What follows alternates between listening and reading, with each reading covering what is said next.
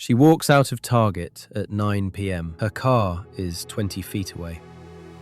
And parked directly behind it, a white, windowless van with 3 men waiting. I'm Detective Cole. I spent 20 years on cases like this. And what these 3 men did inside that store, it follows a coordinated pattern I've documented dozens of times. Let me show you what this predator team didn't want you to see. Her name is Peaky Lou. Late evening, early December. She pulls into the Target parking lot around 8:30 p.m. She's shopping alone. The store is quieter than usual. Fluorescent lights humming overhead, half-empty aisles, that particular stillness a big store gets when the crowds have thinned. What we're about to see is a textbook case of coordinated predation. Most people think of predators as individuals, a lone figure in a parking garage, one person following you home. But some operate as a unit, 2, 3, sometimes more, each assigned a role. One watches, one follows, one waits at the exit. It's harder to detect because no single person does anything alarming. The threat is distributed, and that's exactly why it works.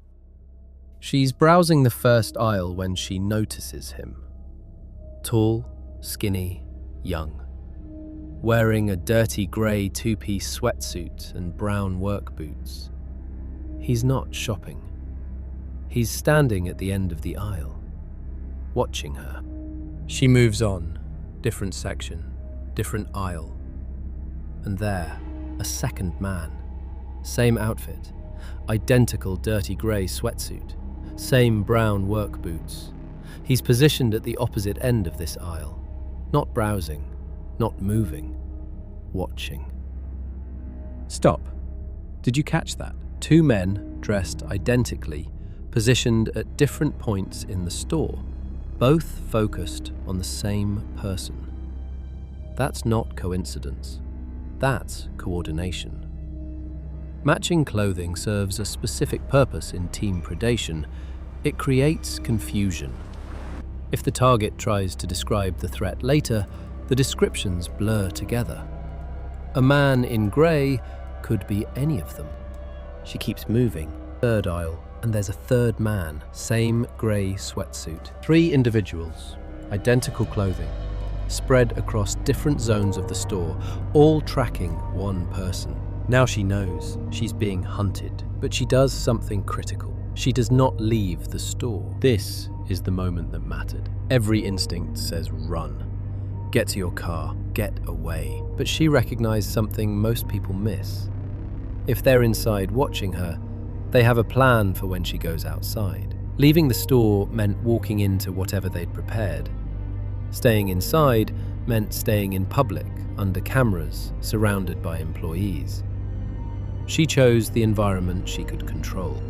She stays inside longer, browses slowly, waits them out. Finally, she walks toward the exit. And there it is, a white, windowless van, parked directly behind her car. What Peaky Lou experienced follows a documented pattern that researchers call coordinated predation, sometimes referred to as pack hunting or team targeting. It works in stages. Stage 1, target selection. The team identifies a lone individual in a commercial space, someone shopping alone, especially in the evening when foot traffic is low. Stage 2, distributed surveillance. Team members spread out to track the target's movement without any single person appearing to follow. Stage 3, exit staging. While the target shops, one member prepares the extraction point, in this case, a van positioned to block the target's vehicle. Stage 4, the approach. The target exits into an isolated space between their car and the van, cut off from witnesses. Gavin DeBecker calls the parking lot the most dangerous 50 feet in America. This team weaponized that distance. So what do? If you're in a store and you realize multiple people are tracking you, here's the protocol. 1. Do not leave the store.